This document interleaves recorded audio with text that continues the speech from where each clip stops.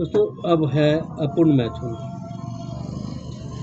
Conjugal ओनानीचू। आज के बहु प्रजनन युग में संतान अधिक न हो, इसकी ओर दंपति का ध्यान जोड़ों पर जा रहा है।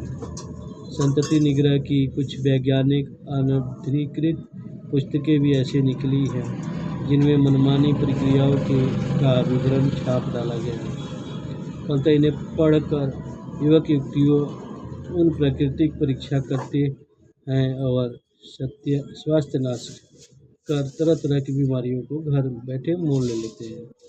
इन उपायों में एक प्रकार का खियोल एक है जो पुरुष अंग पर चढ़ा ली जाती है। फैक्च लेदर नाम से यह बाजार में बिकता है।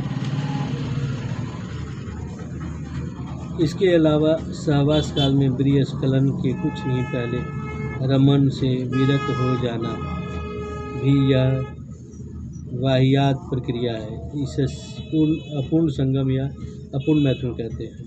यह अप्राकृतिक प्रतिक्रियाएं मन मस्तिष्क को विकृत करती है, पति पत्नी की आपसी भेदभाव प्रेम भाव को नष्ट कर देती है, शरीर में अनेक प्रकार की बीमारियां उत्पन्न होती है।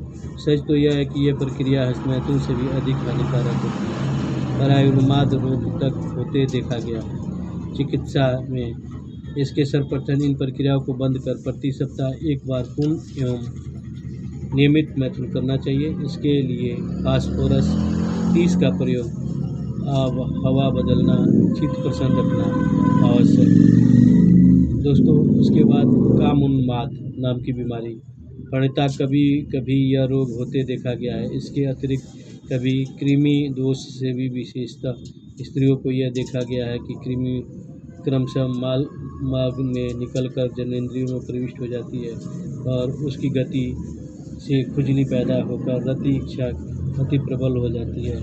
यह कृमिजन्य कामोन्माद से भी कृमि रोगाधिकार के अनुसार सीना आदि की दवाओं का प्रयोग करना चाहिए, किंतु सहन अपूर्ण रति में रोग होने पर पुरुषों के लिए पिक्रिक एसिड 6 का प्रयोग, स्त्रियों के लिए प्लेटिना का उत्तम दवा मानी जाती है। संगम अनिच्छा, कभी कभी ऐसी तृष्णा उत्पन्न हो जाती है कि रति की इच्छा नहीं होती। वस्तुतः यह इच्छा तभी आती है जब स्त्री इंद्रिय की शिथिलता हद दर्जे पर पहुंच जाती है। कारण इस अध्याय में लिखित कोई भी एक या एक से अधिक कारण संभव है।